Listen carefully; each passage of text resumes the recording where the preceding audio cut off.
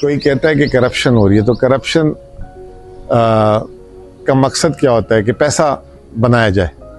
तो अगर करप्शन होती तो सूबे में जितने हमने पैसे जमा किए हैं, अगर आप 1947 से ना जाएं लेकिन 2010 से जब से डिवॉल्व हुआ, 18वीं तरमीम हुई है, उस वक्त से लेकर 2024 तक के सारे सरप्लस भी जमा कर लें तो 2025 अकेला उस साल में भारी है।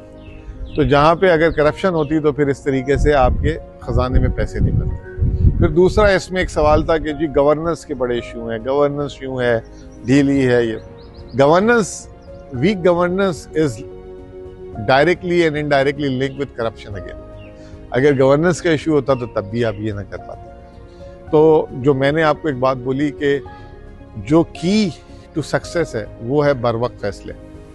बाकी अल्लाह माफ़ करे कि कोई ये कहे कि जी मैं गुनाह नहीं करता, मैं गुनाहगार नहीं हूँ। गुनाहगार तो हम सारे हैं, लेकिन हमारी नीयत साफ थी और जहाँ पे जिसकी शिकायत मिली एक्शन किया, उसको तब्दील करने की ज़रूरत थी, तब्दील किया। जिसने सुस्ती दिखाई तो उसकी सुस्ती पे जो है उसको जो है पाबंदी की गई कि आप पाबंद हो जाएं, आप ये सुस्ती कर रहे हो जिसकी वजह से हमें बदनामी हो रही है। जब शिकायत आती थी तो उसकी शिकायत को हम अजाला करते थे। ये तमाम चीज़ों के बाद जो है और जैसे मैंने कहा हमने 3 चीज़ों पे फोकस किया हुआ था। रेवेन्यू मैक्सिमाइजेशन, जो हमने अपना भी रेवेन्यू बढ़ाना था वफाक से भी।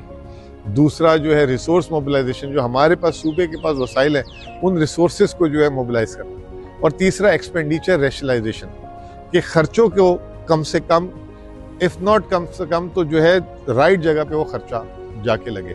तो वो तमाम चीज़ों का कंट्रीब्यूशन था, तो उससे जो है ये हमने बफर्स क्रिएट किए।